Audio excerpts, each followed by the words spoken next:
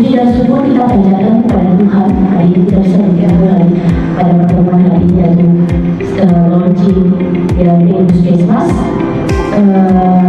di mana kita tahu bersama kita melaksanakan Permenkes nomor 2015 tahun 2023 mengenai perubahan atau transformasi kesehatan, terletak yang berubah menjadi pelayanan puskesmas menjadi puskesmas integrasi layanan bina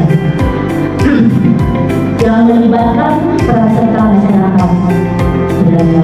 Jadi kemudian puskesmas ELP ini sendiri berdasarkan siklus hidup. Jadi tidak lagi terkotak-kotak melaksanakan program dan pelayanan yang terkotak-kotak, dan ini kita laksanakan antara UKM, UKT, semua terkotak-kotak. Dengan pelaksanaan puskesmas ELP ini, pelayanan puskesmas diharapkan terintegrasi semua sesuai siklus hidup yang ada. Jadi fokus dan arah pelayanan puskesmas saat ini ada 3 hal yang mungkin kita harus pahami bersama dan kita pelajari bersama. Mungkin akan banyak teman-teman di layanan mungkin akan banyak harus kita sosialisasi, karena tadinya sudah bertahun-tahun kita bicara dengan program, hari ini kita harus bicara terintegrasi semua dengan siklus hidup. Arah dan fokus pelayanan puskesmas saat ini adalah pertama adalah meningkatkan akses pelayanan. Jadi akses pelayanan kita dekatkan dengan melaksanakan siklus hidup tadi. Siklus hidup mulai dari bayi, lahir, bayi, balita, ibu hamil, kemudian dewasa, lansia, anak, remaja, dewasa, lansia, sampai dengan seluruh siklus hidup itu harus kita lalui bersama. Baik, terima kasih. Saya Lambang Skariha selaku penanggung jawab klaster 1, klaster manajemen, di mana klaster manajemen ini melingkup seluruh perencanaan di puskesmas, baik itu perencanaan SDM, perencanaan peralatan, penilaian mutu yang terjadi di puskesmas, itu semuanya berada pada klaster 1. Di mana klaster 1 itu meliputi manajemen inti, kemudian manajemen sumber daya manusia, manajemen kepegawaian, manajemen arsip, manajemen informasi, sistem informasi dan data, kemudian manajemen sarana prasarana, manajemen pemberdayaan masyarakat, kemudian ada manajemen mutu dan keselamatan, kemudian manajemen jejaring. Semua itu di bawah dari penanggung jawab klaster 1, dan semua di klaster 1 menjadi penanggung jawab untuk klaster lainnya, klaster 2, klaster 3, dan klaster 4 serta klaster 5.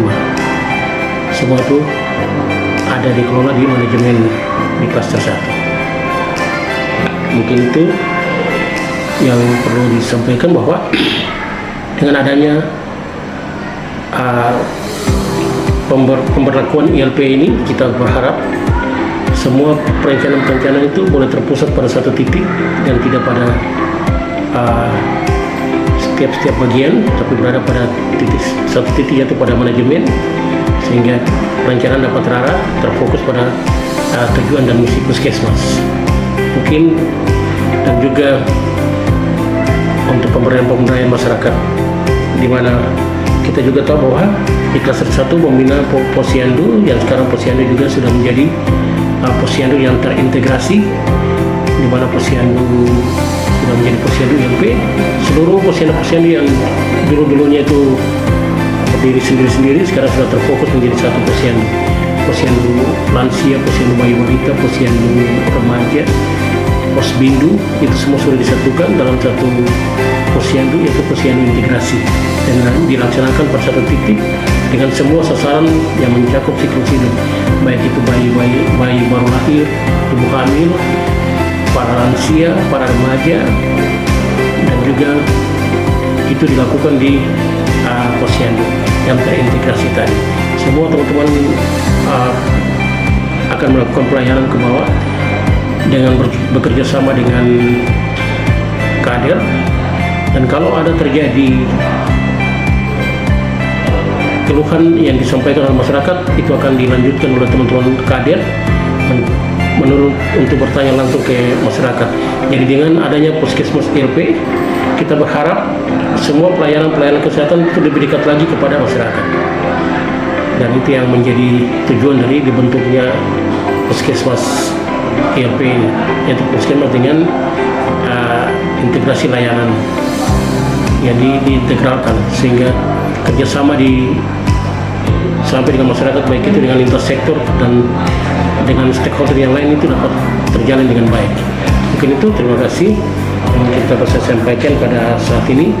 Kami berharap puskesmas kami dapat berjalan dengan baik dalam program perubahan baru ini, yaitu perubahan kami sudah berubah menjadi Puskesmas ILP.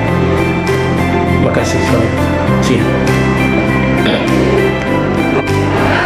Perkenalkan, saya Dr. Famila Nikan, dokter pendamping penanggung jawab klaster 2. Di klaster 2 ini kami ada pertama ruang screening, di mana ruang screening ini pasien yang dari loket langsung diarahkan langsung ke ruang screening untuk dilakukan pemeriksaan tensi, terus pengukuran antropometri dan screening CKG jika diperlukan untuk pasien-pasien yang baru pertama kali dilakukan pemeriksaan antropometri dan tensi maupun pengukuran suhu. Kemudian pasien-pasien akan diarahkan, kalau pasien usia 0 sampai 5 tahun akan diarahkan ke ruang MTBS.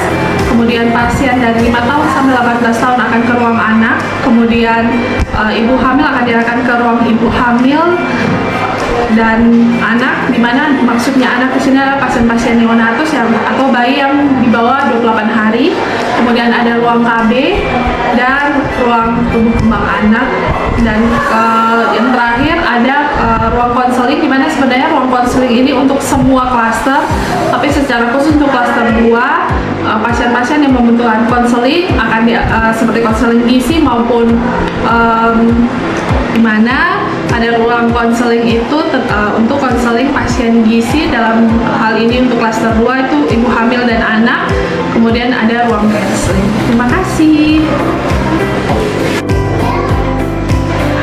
Perkenalkan, saya Martina Emakoten, sarjana keperawatan nurse. Di sini saya sebagai penanggung jawab klaster 3 yang membawahi pelayanan pada usia dewasa dan juga usia lansia.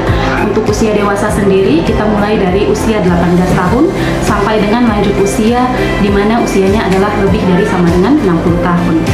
Kemudian untuk jenis pelayanan yang didapat pada klaster 3 di usia dewasa dan lansia ini, diantaranya adalah screening kesehatan tentang penyakit tidak menular, kemudian ada screening kesehatan untuk indera, kesehatan jiwa, kemudian ada pemeriksaan untuk penyakit menular juga seperti HIV, kemudian hepatitis B dan juga TBC. Selanjutnya untuk lansia ini ada pemeriksaan screening untuk penyakit tidak menular, contohnya seperti obesitas, hipertensi, kemudian diabetes mellitus, dan juga penyakit-penyakit yang biasanya diderita oleh lansia pada umumnya.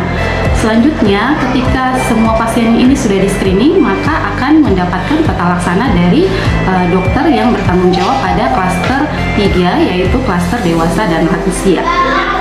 Demikian penyampaian saya dari klaster 3 dewasa lansia. Terima kasih. Perkenalkan, nama saya Selvianus Eko Irianto.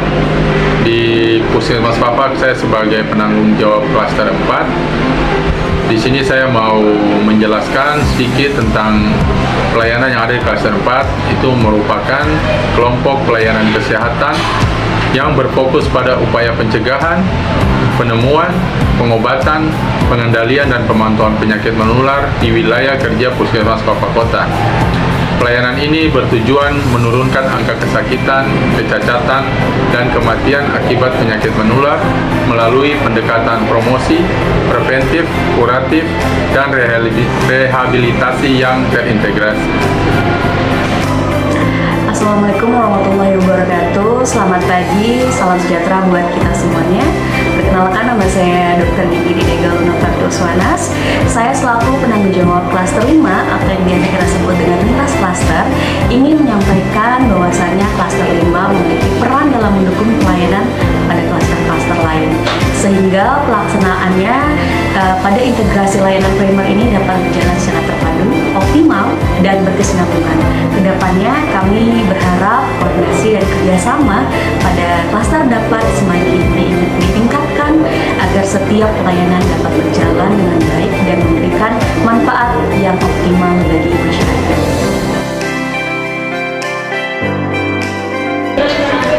Assalamualaikum warahmatullahi wabarakatuh. Kami pelayanan UGD usaha tingkat. Jadi kita pelayanan terbatas, yaitu pelayanan dari sesuai dengan jam kerja kita, yaitu dari jam 8 sampai jam 14.30. Jadi pelayanan UGD ini dilayani bisa juga dari pasien-pasien gawat darurat langsung masuk ke UGD pelayanan kita ini. Terus dari dalam kita perawatan dari dalam, bisa juga perawatan gawat darurat dengan perawatan luka. Mungkin itu saja. Saya selaku ruangan tersebut Puskesmas Papakota. Di sini saya melakukan Puskesmas Papakota dalam hal pelayanan umum. Kami bisa melakukan pemeriksaan sesuai dengan keadaan atau kesediaan yang kami lakukan di sini seperti pemeriksaan dia, pemeriksaan kopi meliputi HB, pemeriksaan yang meliputi ada gula, ada koles, TG dan sebagainya, dan pemeriksaan urin saya juga dapat kami lakukan di sini. Terima kasih, itu saja yang saya sampaikan pada pasien yang dapat datang berkunjung di Puskesmas Papakota. Saya Bidan Sari Pawantogar, Kepala Ruang Bersalin Puskesmas Papakota, menyampaikan pada seluruh masyarakat Papua bahwa persalinan di ruang bersalin Puskesmas Papakota buka 24 jam. Jika ada risiko atau kasus-kasus yang kami tidak bisa tangani di sini, kami langsung rujuk ke rumah sakit. Kami siap melayani semua ibu-ibu yang ada di wilayah Puskesmas Papakota dan di luar wilayah Puskesmas Papakota. Tim